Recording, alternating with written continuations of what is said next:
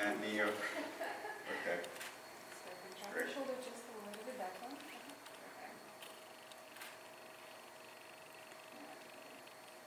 Okay.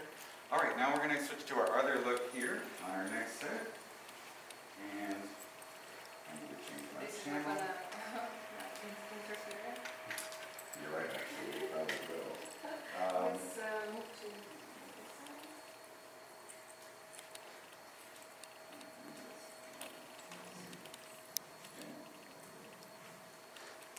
Okay, so now let's say that we're gonna, oops. People are on me. So let's put them over there actually. So, just like in the back. Probably here. Okay, so in order to deconflict our area here where things are overlapping, I'm gonna move this light to the other side of the room. She's also wearing dark black dress, so just use a little bit of texture. Okay, so it's 5, 6 1/3 right now on her face. The fill light coming in here is 2.8. Yeah, I just don't think it looks good though. Oh, what if she does something like this? Okay. What if she does? Yeah, that looks better what you're doing. So then, yeah. Okay, I just have to keep her real hand out of her face. Her shadow, the face on her shadow. Bring your nose to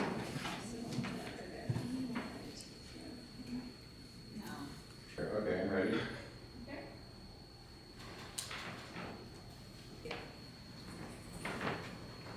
All right. 1, 2, 3. Like that. Okay. So, and that's because the red is too short. So we got to bring this red up higher. If you plugged it in. How would you do this if you don't have these fancy tubes? Okay, so what I would do is I would just take, thank you for asking that. I would just take some blue gels and I would put them inside of this softbox. So, yeah, so specifically, so I would use this instead of the strips on the side. And then I would just use a smaller softbox or a beauty dish instead of those tubes in the front. The key though to know is that when you're drilling the softbox, you want to make sure that you use ample amounts of tape and that you cover the flash tube completely. So if I go like this, that color is going to be washed out because there's yellow light coming out of the top and the bottom. But if I taped it like a bunch of times, and I got it like sealed down more, then that will keep the color saturated. Okay. All right, this looks very beautiful. Go ahead and turn your head slightly that way. Good. Eyes here. Perfect. Chin down a little bit. Great. Perfect. Okay. Let me get more booty in it because Yuliya is all about that. Sorry, that's totally out of context. Yuliya is usually telling me. Turn your head a little. Great.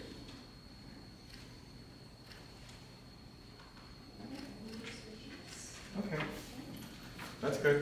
Sorry, everyone. You have 4 minutes. Okay, everyone has to shoot now. So. For us women, we love the waistline to be smaller. So if she is in the other position, let's face the backdrop.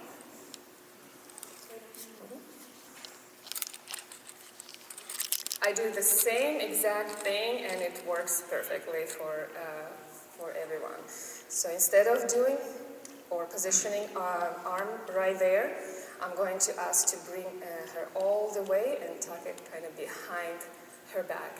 So by creating this triangle, again, we are making the waistline smaller and it helps to shape our subject and create beautiful form. So it's not that difficult if you see those lines and if you see the curves and if you understand that the more curves, the bigger the curves, the more triangles we create, the more interesting and beautiful pose is going to look, and the happier your client is going to be.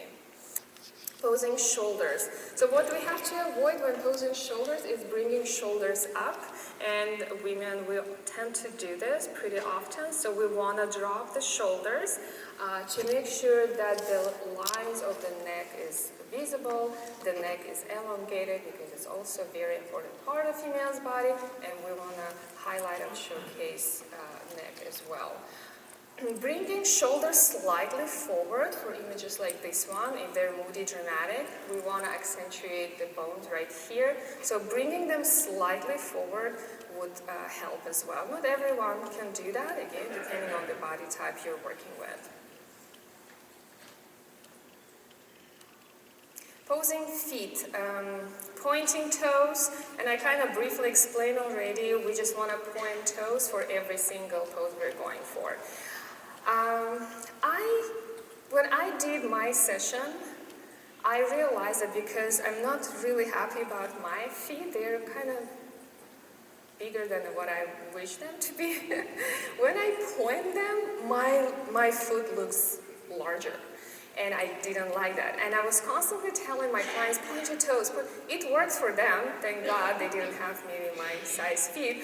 But when I saw myself, like, oh God, this is bad. I shouldn't point them that much. So then I decided what I'm going to do is just to position them on the balls of the foot. And that actually makes it prettier. Instead of completely pointing toes, keeping them slightly arched. So either way would work. It looks beautiful, but you can pay attention again to the size of the feet and see what works better. Just positioning on the ball of the foot or completely pointing toes. So from here, and I don't see her quite well, okay. So from here, I would go ahead and decide how I want to position her arms in using this stool. So I would ask Pavo to bring your hand all the way here and tuck it in behind your back. Just relax your elbow, relax it. Okay, perfect. Okay, that's good. And then I decide on, let's say, if she's tensing her shoulders, I would ask her to drop her shoulders. She's doing good already. And then from here, I would ask her to either turn her face, looking straight at the camera, to the side of the camera, and then I make a decision on what looks the best for this specific pose. Maybe looking straight at the camera and giving more confident look, or closing her eyes, breathing through her mouth and giving more sensual look. Or let's say if I don't like how she holds her hand here, maybe I'll bring it back to her hair and frame her face in this if I'm photographing from this side, because now I see more triangles if I photograph from this angle. So after that, I will make a decision on how to position her feet, because that should be done at the end, since we can cramp if we're pointing toes and holding that for too long. She's doing it already, but some people, they just keep it flat. So from here, after we're done with the facial expression, we will go ahead and position, direct her on how to position her feet. After that, I check for details. Let's say if her hair looks okay, if there is anything that needs to be adjusted with lingerie, and then I go ahead and I photograph. So you can relax, Rich. I don't really rush again with my session or with my posing. I don't go for poses where the person kind of moves and goes with the action, because I feel like I have to photograph I have to do so many shots to choose one, and then it's a lot of work for me, and then what if she's still not going to be in that perfect position? So I'll just go and direct it with the pose, and when I see that it looks perfect, then I photograph. Let's say I'm done with this position. We can bring the arm here to her hair. We can bring arm down here. That kind of looks slightly different pose. Then let's rotate and position on the booty and leaning all the way back.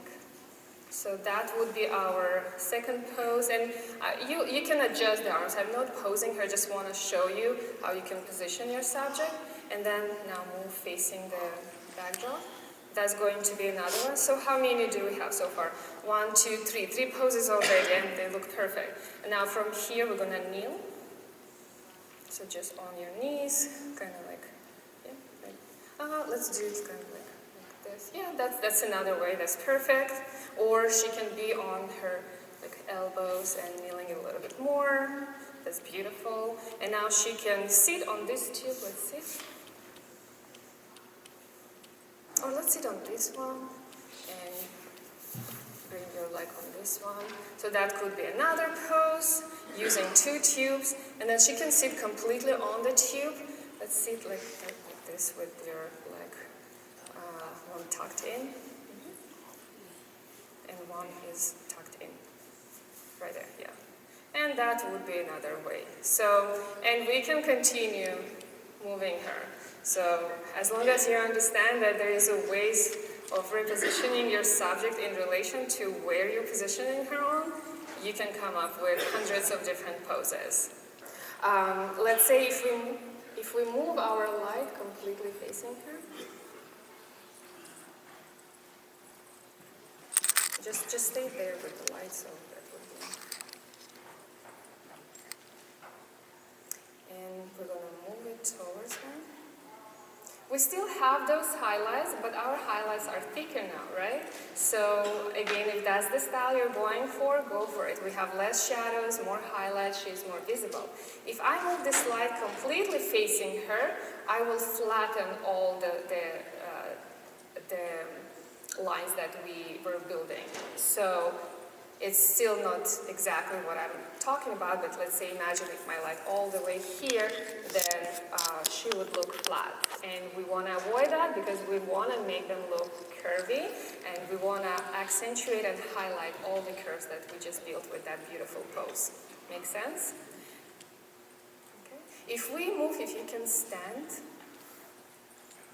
let's stand at 45 degrees, let's say here, like that. Okay, if we're working on a pose highlighting the beautiful booty and the back of our subject, and let's actually face this one. Yeah, right there. Perfect. You can see now that all the curves, they're completely highlighted, right? Move it even more, sorry. It's probably a better example in the standing position. Now, her back and her booty, everything is falling, they're all highlighted, right? It's not flat, but it could be more dramatic and more interesting if we start moving our light. Let's move it to the side. And a little bit more.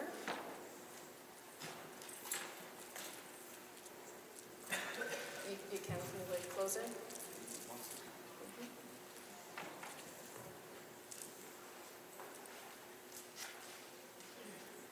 So most of the time, when it comes to lighting, what works for my style of photography is side lighting, when my light is positioned sideways to the subject. Top lighting, when it's above my subject, and that works for all lying poses, on the floor, on the bed, so just position your light above your subject. I also like backlit images, so when my light is coming from behind, and that will, with those type of lighting, I'll create really nice and airy and beautiful, soft type of images, or ring light, and that's where we're going right now with the ring light. So now we move the light a little bit more, and you can see the highlight became a little bit slimmer, thinner, right?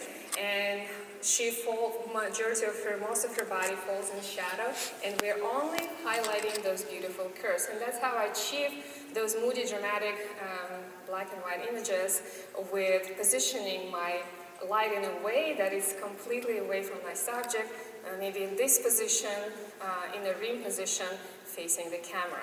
So let me see, I don't see what you see. Yeah, or just move, we can move, let's see, maybe further away. Okay, and the more we are feathering away the light, let's move it like this, the thinner the highlight becomes, so the more dramatic the image is going to be. When you're actually photographing and looking through the camera, it's going to give a little bit different look because we also have lots of ambient light, so it interferes with our constant light, so you cannot see exactly what I'm talking about, but you have an idea. And you could see how the highlight changed based on the position of the light. So don't be afraid, move your light. Even if you're working with heavy-set women, it works. The fine art nude images, the bodyscape images work for any body type, I would say. It looks even better because the curvier, the better. The more curves, the more, the nicer triangles, the better the final image is. Any questions?